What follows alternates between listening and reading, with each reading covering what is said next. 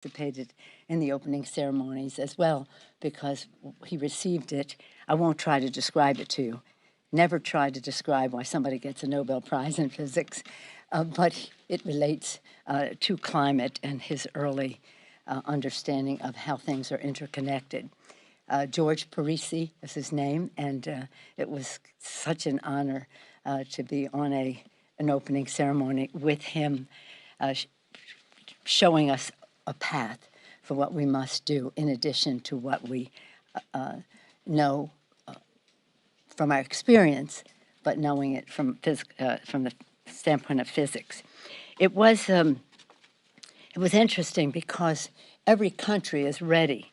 We're all sort of measuring each other's commitment to meeting our emissions goals, and the president's is a strong one. Basically, what we said at this meeting is that America is back. That's exactly the message of President Biden, back in terms of multilateralism, back in terms of the transatlantic charter, which was an important part of our discussions, as well as back in terms of leading the way, again, on the climate crisis. His is not only to meet the Paris goals, but to beat them, and we would have over a 50% goal by 2030, 100% by 2050. Part of the commitment, in addition to meeting our own goals, is to make sure we help developing countries with the technology and resources to meet theirs. They are not responsible for many of the emissions, but they pay a big price in terms of rising sea levels, encroachment of deserts, melting of glaciers, drying up of rivers, and the rest that have an impact on their lives. It's a very big issue. The World Health Organization has just issued something within the last 24 hours, I believe. I saw it when I got off the plane, that they think that the climate issue is the biggest health challenge that we have. And it is a health issue. Clean air, clean water for our children. It's a jobs issue. Good green jobs for many more people to take advantage of the opportunities they present. It's a national security issue, as our foreign policy experts tell us, that the competition for habitat, resources, et cetera, is a security issue because of the migrations that it may cause from drought and famine and all the rest, natural disasters that spring from that. But it is a moral issue as well. We have a moral responsibility to pass this planet on in a responsible way to future generations, and that was much of the conversation I was able to have with His Holiness Pope Francis. It was so thrilling to bring the greetings of the Congress to His Holiness, to thank him for his strong message on climate, Laudato Si', his first encyclical, which he spoke about when he spoke to the Congress in a joint session 5 years ago, and to continue on that conversation as we prepare for COP26 in Glasgow. It was just a remarkable experience to have that private audience with His Holiness, and again to bring the thanks and gratitude of our colleagues and his blessings back to us. Then I went to, as in the region, to join a congressional delegation, a bipartisan delegation in Portugal for the NATO meeting. The other was G20, et cetera, and this was the NATO meeting, presided over by our own Jerry Connolly. Congressman Connolly of Virginia has been elected for the entire NATO Parliamentary Assembly. He is the president of it, so he presided over the presentations by the president of Portugal, the prime minister, the speaker, and of course the secretary general of the of NATO. And I had the privilege once again to address them and talk about women in security, and I was honored to receive their first award in that regard, because women in security are one of the answers to it. And so in any event, if you want, I can talk to you more about that. The whole time, though, we were all focused on building back better. The Europeans and others from all over the world, the G20, were interested in what was happening here. And of course, these discussions went into the nights because of the time difference. We have some important decisions to make in the next few days so that we can proceed. I'm very disappointed that we're not going with the original $3.5 trillion, which was very transformative. But in the whatever we do, we'll make decisions that will continue to be transformative about women in the workplace. So transformed because of childcare and universal pre-K, which sort of go together, the child tax credit, home health care workers. Men benefit too, but largely women, and women are those caregivers as well. So not only to free up women to go into the workplace for their own professions and interest, but also to recognize the work that women do in providing that health care, issues that relate to family and medical leave and the rest. The Build Back Better is 3 baskets. It's climate, which we spent some time talking about already, health, jobs, security, and moral responsibility. It's health care, the issues that relate to the Affordable Care Act, Medicare and Medicaid, and family care. I mentioned some of those issues already. And so whatever we do, it will be transformative. It will produce results. And we are very grateful to our president for saying, I want to pass the bipartisan legislation on infrastructure, but I will not confine my vision for the future to what can be in that bill. Hence, we need the Build Back Better. In addition to that, of course, and that, again, let me just say, that's really a very important jobs bill. It's a jobs bill, and it's a bill about our children, and it is about our values.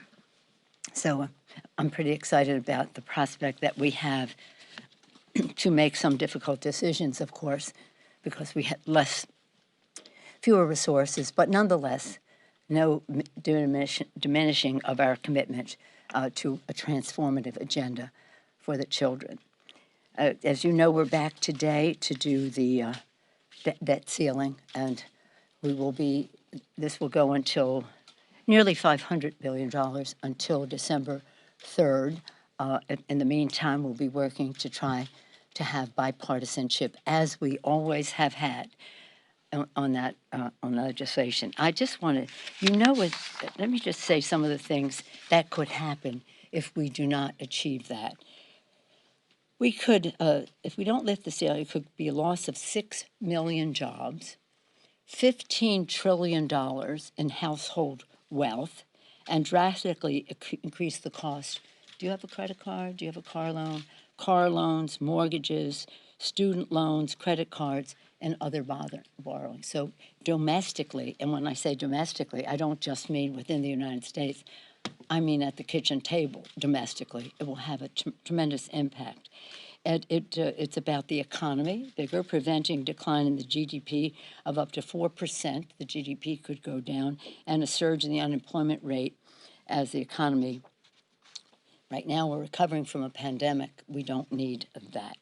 And then, just to say what it does globally, a default would send shockwaves through global financial markets and would likely cause credit markets worldwide to freeze up and stock markets to plunge.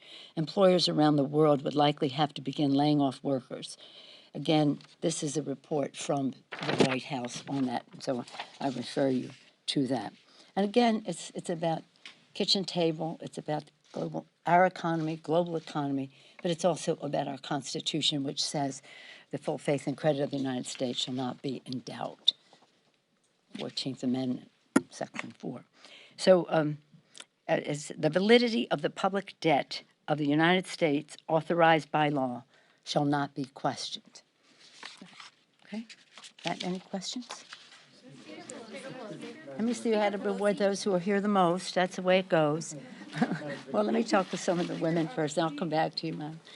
The supply chain that we're seeing right now, the disruptions that are going on. Right now, we're seeing our American ports that are running at 60% capacity, but the problem is right now that we're closing at night and on Sundays. And do you think that the president right now should be talking to the unions and perhaps asking them to loosen up some of their worker regulations as to when they should be working, so they can be working more often, and we should be able to start our supply chain? Well, the supply chain issue is not just an issue of what happens here. The supply chain is an issue globally, and that was something that we talked about at the meeting, because there are obstructions in other countries of product even making it to the ships to come to our country. Yeah, we've got to address that issue because it has a direct impact on everything, because we are so dependent on global trade and our trade going out as well. Yes, sir. Speaker, of your letter last night to the caucus, you Yes. said that you may need to do fewer things well. That was the guidance you got from the members. So are you suggesting that this package may ultimately drop either universal pre-K, child tax credit expansion, tuition-free community college, paid family leave, or even the Medicare expansion? Well, let me just say that at $3.5 trillion, we were doing everything well. So not a question of now we're doing it well because it's less money. But the fact is that if there are fewer dollars to spend, there are choices to be made. And members have said, let's get the results that we need, but we will not diminish the transformative nature of what it is. And it is, some members have written back to me and said, I want to do everything. So we'll have that discussion. But again, in the family section of it, the transformative nature of the Biden child tax credit, child care and universal pre-K really go together. That's sort of they go together. They're part of the same, meeting the same need. Issues that relate to home health care. There's certain things that we're still talking about a couple $1 trillion, but it's not, it's more, it's much less. So mostly we would be cutting back on years and something like that. But those are decisions that we have to. Programs, do you think? Excuse me? Would you have to drop one of those programs? Well, we hope not. We hope not. But we have to make sure we have a bill, which I also said is that we have to have something that will pass the House and pass the Senate. Pass the House and pass the Senate. And I'm not asking members to vote for something that has no chance to pass in the Senate.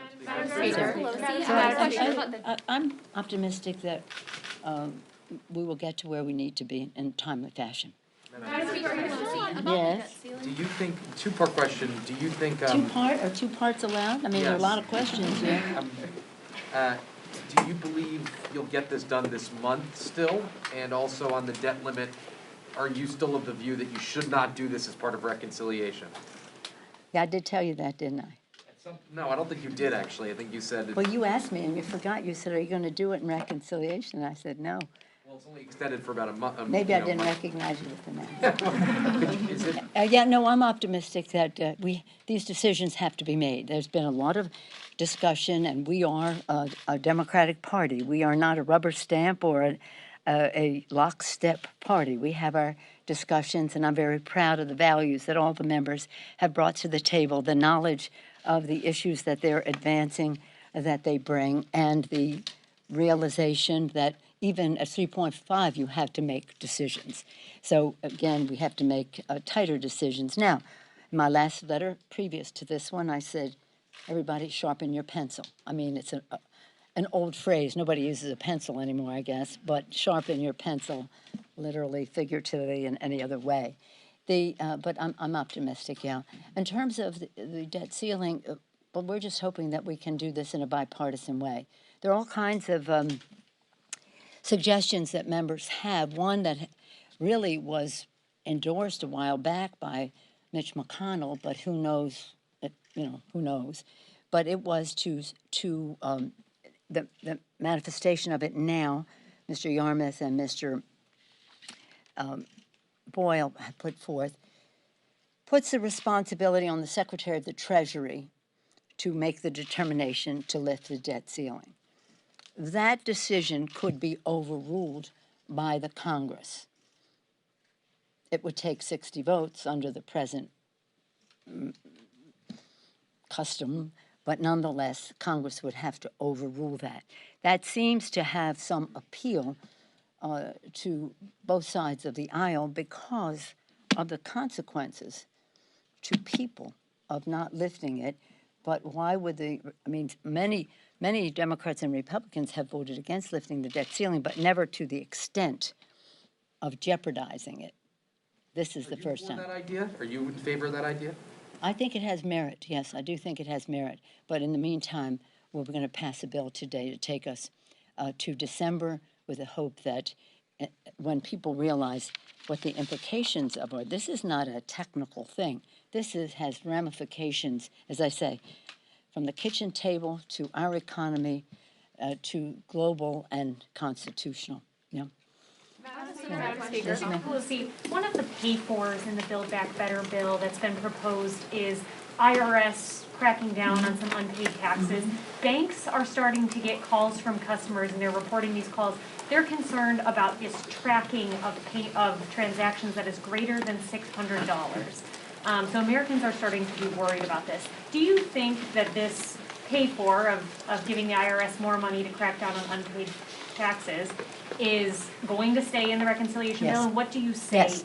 to Americans who are concerned Yes. about that? Yes. Well, I mean, with all due respect, the plural of anecdote is not data. I've said that before here. Yes, there are concerns that some people have, but if people are breaking the law and not paying their taxes, one way to track them is through the banking measure. I think 600, but that's a negotiation that will go on as to what the amount is. But yes. Yes, sir. Madam Speaker. But these people in the front row have an advantage here. You go. Thank you, Madam Speaker. Our latest CBS News poll shows that only about 10% of Americans describe themselves as knowing a lot of specific things that are in the reconciliation package, and that the majority don't know anything at all. So do you think you need to do a better job at messaging, and going forward, how do you sell this if ultimately you have to Well, I pare it think back? you all could do a better job of selling it, to be very frank with you, because every time I come here, I go through the list. Family and medical leave, climate, the issues that are in there.